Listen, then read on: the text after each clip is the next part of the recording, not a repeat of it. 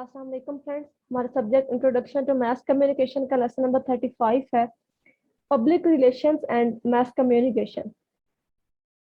वो कहते हैं कि हम इसमें पब्लिक रिलेशन को स्टडी करेंगे कि पब्लिक रिलेशन क्या होता है। कहते हैं अगर आप किसी भी कामयाब इंसान से उसकी कामयाबी का राज पूछते हैं तो आप ये बात नोटिस करना कि उसका पब्लिक रिलेशन कैसा है। और फिर आगे उन्होंने बताया कि अगर दो लोग हैं, एक इंसान जो है वो उसकी प्रोडक्ट क्वालिटी अच्छी है जो वो सेल कर रहा है, लेकिन पब्लिक रिलेशन अच्छा नहीं है, और दूसरी तरफ वो इंसान जिसकी इतनी जो पब्लिक की क्वालिटी है वो इतनी अच्छी नहीं है लेकिन उसका पब्लिक रिलेशन एक्सीलेंट है, तो आप ये बात नोट कर सकते हैं कि वही इंसान प्रोग्रेस कर रहा होगा जिसका पब्लिक रिलेशन ज्यादा एक्सीलेंट होगा। और इससे देख के हमें पता चलता है कि क्या इंपॉर्टेंस है पब्लिक रिलेशन की कम्युनिकेशन में। अब सबसे पहले हम देखते हैं कि पब्लिक रिलेशन है क्या। पब्लिक रिलेशन की डेफिनेशन पढ़ते हैं।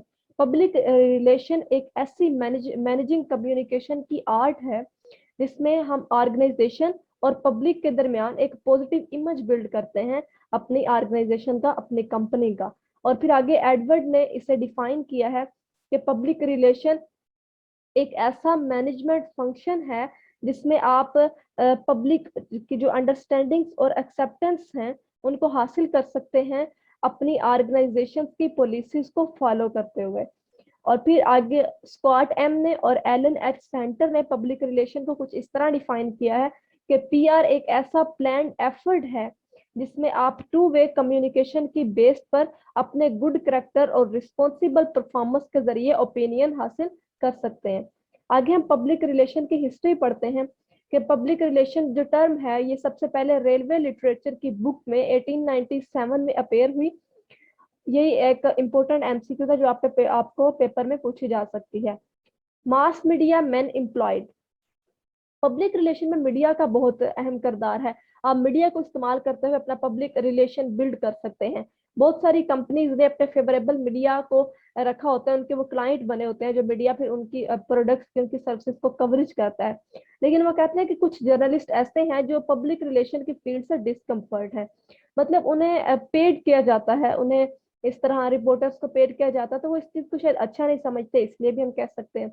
आगे उन्होंने बताया कि जो पब्लिक रिलेशन हिस्टोरियंस है, इसमें सबसे पहले जो पीआर फिल्म बनी थी वो इस्टेब्लिश हुई थी 1900 में, और इसके सबसे पहले क्लाइंट हार्वर्ड यूनिवर्सिटी वाले थे।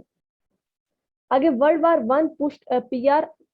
हम देखते हैं कि वर्ल्ड वार वन में पब्लिक रिलेशन का क्या अहम किरदार था कि जब वर्ल्ड वार वन हुई तो अमेरिका ने जब यूरोप का साथ देने के लिए जंग में हिस्सा लिया, तो अमेरिका ने सोचा कि जो अमेरिकन हैं वो कहीं इस बात पर रिएक्ट ना कर दें, क्योंकि अमेरिकन आर्मीज के लोग मर रहे थे, तो उन्होंने कहा कि रिएक्ट ना कर दें कि यूरोप की जंग हो रही है, आपका क्या अमल दखल है, आप क्यों इसमें हिस्सा ले रहे हैं। तो उन्होंने कहा कि एक कमेटी बनाना बहुत जरूरी है, जो जिसमें फिर एविली और एडवर्ड और कार ने मिलकर एक कमीशन बनाई जिसे करील कमीशन का नाम दिया गया। और इन्होंने लोगों को डील किया, लोगों को ये समझाने की कोशिश की कि अमेरिका का जंग में हिस्सा लेना बहुत जरूरी था। और फिर ये करील कमीशन सक्सेसफुल रही। इन्होंने पब्लिक रिलेशंस करिए, पब्लिक को अपनी बात समझा ली और किसी किस्म का कोई रिएक्शन नहीं आया पब्लिक की तरफ से। और जो सबसे ज्यादा सहरा दिया जाता है इसमें वो प्रोफेशनल फाउंडर्स कहा जाता है एडवर्ड को, कि इन्होंने सबसे ज्यादा काम किया इस पर करील कमीशन में। और फिर इन्होंने कहा कि इन्होंने ये बात समझाने की कोशिश की एडवर्ड ने कि ये कोई प्रोपागंडा नहीं था, करील कमीशन कोई प्रोपागंडा नहीं था, ये एक पब्लिक रिलेशन था। इन्होंने इसे नई टर्म दे दी, नाम दे दिया पब्लिक रिलेशन का। क्योंकि प्रोपोगंडा जब से जर्मन में इस्तेमाल हुआ था, हमने पहले पिछले लेक्चर्स में पढ़ा है कि किस तरह वर्ल्ड वार में प्रोपोगंडा इस्तेमाल किया गया था जर्मन के खिलाफ, तब से प्रोपोगंडा का एक बैड इमेज बन गया था, नेगेटिव इसका एक इमेज था। इस वजह से बर्नेज ने इसे एक अलग टर्म दे दी, एक अलग नाम दे दिया, पब्लिक रिलेशंस। और पब्लिक रिलेशंस आज तक भी पॉजिटिव वे में इस्तेमाल किया जाता है, जबकि प्रोपोगंडा नेगेटिव एक्टिविटीज में इस्तेमाल किया जाता है। Next case study. एक केस स्टडी होता है जिसमें पब्लिक रिलेशन की अहमियत पता चलती है कि स्टार्ट में जो लेडीज थी, जो खवातीन थी, वो सिगरेट नोशी से थोड़ा दूर थी, वो शेम फील करती थी पब्लिक में सिगरेट पीना। तो जो टोबैको इंडस्ट्री थी उन्होंने ये क्रिटिसाइज किया कि हमारी मतलब उन्होंने कहा कि एडवर्टाइज किया जाए, या मतलब आप कह सकते हैं कि उन्होंने क्लेम किया कि वो उनकी इतनी मतलब पूरा माफिया होता है ना पीछे एक, तो इंडस्ट्री वालों ने कहा कि हमारी इतनी ये सेल नहीं हो रही, तो इसकी रेपुटेशन इतनी कम है, जिसकी वजह से फिर 1929 में बर्नेस ने टोबैको इंडस्ट्री की तरफ से एक पब्लिक रिलेशन बिल्ड किया। उन्होंने एक इवेंट किया जिसमें उन्होंने अपनी पब्लिक रिलेशन स्किल्स को इस्तेमाल करते हुए इस तरह लोगों को माइल किया कि खवातीन ने भी सिगरेट नोशी करना स्टार्ट कर दी। ये उन्होंने केस स्टडी बताया जिसमें उन्होंने बताया कि प्रैक्टिकली किस तरह पब्लिक रिलेशन को इस्तेमाल किया गया। आगे कुछ पब्लिक रिलेशन स्टैंडर्ड्स हैं कि 1950s में पीआरएसए ने, public relation state of America ने, professional standards for the practice of public relation जो था वो स्टेट किया, और इसमें इन्होंने कहा कि कुछ 6 कोर वैल्यूज हैं जिनको पब्लिक रिलेशन में इस्तेमाल करना बहुत जरूरी है। वो है advocacy, honesty, expertise, independence, loyalty, fairness. और फिर उन्होंने कहा कि कुछ 6 कोड हैं जिन्हें ऑनर करना बहुत जरूरी है ताकि वो पीआर में इस्तेमाल किए जाए। Free flow of information, competition, disclosure of information, safeguarding confidence, conflict of interest, enhancing the profession. सब समझ आ रहा है इसमें। डिस्क्लोजर ऑफ इंफॉर्मेशन का ये मतलब है कि प्रोपेगेंडा में आप नहीं बताते कि इंफॉर्मेशन कहाँ से, कौन दे रहा है पीछे से, ठीक है, लेकिन आपको पीआर में ये बात आपको बतानी पड़ती है कि आपको इन्फॉर्मेशन कहाँ से मिली है और आप किसके लिए इन्फॉर्मेशन दे रहे हैं, ठीक है। आगे मेथडोलॉजी है, उन्होंने कुछ मेथड बताए हैं जिसको इस्तेमाल करते हुए पीआर की जा सकती है, क्योंकि पब्लिक रिलेशन आप ऐसे ही मुंह उठा के नहीं कर सकते।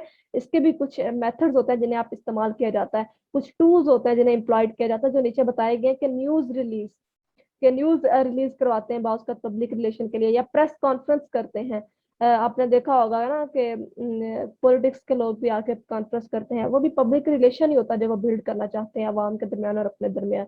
स्पीकिंग इंगेजमेंट्स, इसका ये होता है कि स्पीकिंग एंगेजमेंट ये होता है कि आप इनडायरेक्टली मीडिया से बात करते हैं, डायरेक्टली आप ऑडियंस से बात करते हैं। फॉर एग्जाम्पल अगर आपने कोई इवेंट या सेमिनार रखा है, वहां लोग आए, आप ऑडियंस से बात करें, लेकिन मीडिया आपको कैप्चर कर रहा होता है, तो आप इनडायरेक्टली मीडिया से भी बात कर रहे होते हैं। कम्युनिटी सर्विसेज प्रोग्राम्स, जो आप दूसरे प्रोग्राम्स करते हैं, सर्विस प्रोग्राम, उसके जरिए आप पब्लिक रिलेशन को बिल्ड करते हैं। Difference between public relation and advertisement क्या होता है? सबसे पहले हम देखते हैं कि पब्लिक रिलेशन है कि आप पब्लिक की एक्सेप्टेंस हासिल करते हैं अपनी कंपनी की प्रोडक्ट के बारे में, या आप जो है वो एक गैप जो होता है उसको कम करते हैं, पब्लिक का और ऑर्गेनाइजेशन के दरमियान जो गैप होता है उसको कम करते हैं, ठीक है, और एक गुडविल बिल्ड करते हैं अपने ऑर्गेनाइजेशन के बारे में, एक अच्छा इमेज बनाते हैं। लेकिन एडवर्टाइजमेंट होता है कि आप अपनी जनरेटिंग सेल्स को जनरेट करते हैं, अपनी सेल्स को बढ़ाने की कोशिश करते हैं। टू वे कम्युनिकेशन क्या है? टू वे कम्युनिकेशन होता है जो ऑर्गेनाइजेशन और पब्लिक के दरमियान हम कम्युनिकेट करके पब्लिक रिलेशंस को बिल्ड करते हैं। रिस्पॉन्सिबिलिटी ऑफ पीआर, कुछ पीआर की रिस्पॉन्सिबिलिटीज होती हैं। जो स्मॉल बिजनेस होते हैं उनके तो ओनर्स खुद पब्लिक रिलेशन एक्टिविटीज कर रहे होते हैं ना अपनी कंपनीज की, लेकिन जो बड़े बिजनेस होते हैं वो लोगों को हायर करते हैं जो उनके लिए पब्लिक रिलेशन का काम करते हैं। तो फिर वो जो लोग हायर करते हैं, जो स्पेशलिस्ट होते हैं, पब्लिक रिलेशन स्पेशलिस्ट होते हैं, उनकी कुछ जिम्मेदारियां भी होती हैं। और फिर जो हेड ऑफ द कंपनी होता है वो इन सब जिम्मेदारियों को, वो रिस्पॉन्सिबल होता है पब्लिक रिलेशन का। Goals of public relations, goals of public relations क्या क्या है कि आप सबसे पहले तो इमेज क्रिएट करते हैं, ये तो एक जाहिर सी बात है, लेकिन उस इमेज को मेंटेन करना बहुत जरूरी है। आप उस इमेज को मेंटेन भी रखें और फिर आप प्रोटेक्ट करें ऑर्गेनाइजेशन की रेपुटेशन को। आप अपनी ऑर्गेनाइजेशन की रेपुटेशन अगर आपने एक दफा अच्छी बना ली तो आप उसे दोबारा खराब ना होने दें। आप उस इमेज को मेंटेन रखें, ये सबसे ज्यादा जरूरी होता है। और अपनी ऑर्गेनाइजेशन के लिए गुडविल बनाएं, एक अच्छा इमेज बनाएं, ये आपके गोल्स में शामिल होती है चीजें। उसके बाद होता है पीआर कंपेन। पीआर कंपेन का होता है कि आप कंपेन के जरिए अपना पब्लिक रिलेशन बिल्ड करते हैं, जिसके कुछ 4 फैक्टर्स हैं, स्टेप्स हैं। सबसे पहला स्टेप ये है कि आप आउटलुक बनाते हैं कि आपको काम करना कैसे है, कुछ फैक्टर्स डिसाइड करते हैं। सेकंड स्टेप ये है कि आप पॉलिसी बनाते हैं और एक कंपेन तैयार करते हैं। और स्टेप नंबर 3 ये है कि आप जो आपने आउटलाइन, जो आपने स्ट्रेटजीज, जो आपने टेक्टिक्स बनाई हैं और जो आपने पॉलिसीज स्टेब्लिश की थी, आप उन सब के जरिए और अपनी टारगेट ऑडियंस के नॉलेज को, इन सब चीजों का इस्तेमाल में लाते हुए ऑर्गेनाइजेशन जो होती है वो कुछ स्पेसिफिक प्रोग्राम डेवलप करती है जिनके जरिए वो डिजायर्ड ऑब्जेक्टिव्स को अचीव करती है। फाइनली जो फोर्थ स्टेप होता है वो ये होता है कि जो भी आपकी एक्चुअल कम्युनिकेशन होती है टारगेट पब्लिक के साथ, और फिर जो ऑर्गेनाइजेशन के एम्प्लॉयज होते हैं स्पेसिफिक, वो मुख्तलिफ टेक्निक्स को इस्तेमाल करके टारगेट के साथ बात करते हैं, मतलब प्रेस कॉन्फ्रेंस या स्पेशल इवेंट्स वगैरह। और 5 स्टेप ये होता है कि ऑर्गेनाइजेशन जो होती है वो रिसीव करती है फिर फीडबैक पब्लिक की तरफ से। पब्लिक रिलेशन इन्वॉल्व, आगे कुछ दिए हुए हैं कि पब्लिक रिलेशन में क्या क्या चीजें इन्वॉल्व होती हैं कि पब्लिक एटीट्यूड और opinion, communication programs, two way communication process, positive relationship between organisation और पब्लिक, पब्लिक और ऑर्गेनाइजेशन के दरमियान एक पॉजिटिव रिलेशनशिप। आगे ये कुछ एग्जांपल्स दिए हुए हैं, ये जो आप खुद पढ़ेंगे। उसके बाद इंडस्ट्री टुडे, आजकल जो हमारी इंडस्ट्री है उसके बारे में बताया जा रहा है, पब्लिक रिलेशन की इंडस्ट्री की बात की जा रही है।